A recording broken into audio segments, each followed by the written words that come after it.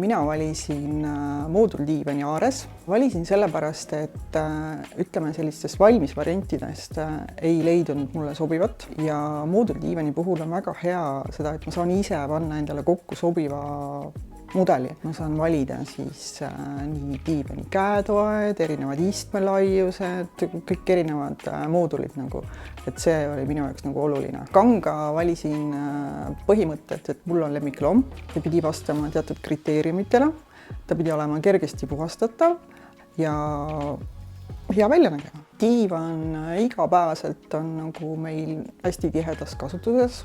Et siis meie lemmikloom põhimõtteliselt elab siin diivani peal, et kasutame seda tihti, teda on väga lihtne hooldada, lihtsalt niiske käterätiku või mingi niiske lapiga üle tõmmata ja tegelikult on ta puhas. Et kõik plekid, kõik tulevad nagu väga lihtsalt välja, et on tõesti nagu ülihea kangas. Ravemööbli valisin sellepärast, et mul on olnud eelnev kogemus ravemööbliga väga hea. Ja nad pakuvad laialdast valikut diivaneid, just needsamad mooduldiivanid. Minu teada Eestis keegi teine ei paku. Ja see ongi nagu põhivalik tegelikult, et ma olen olnud rahul nagu nende kvaliteedi ja teenustega. Kodus mul on veel tegelikult magamistoas voodi ja kunagi ammu olen ostnud veel ühe diivani.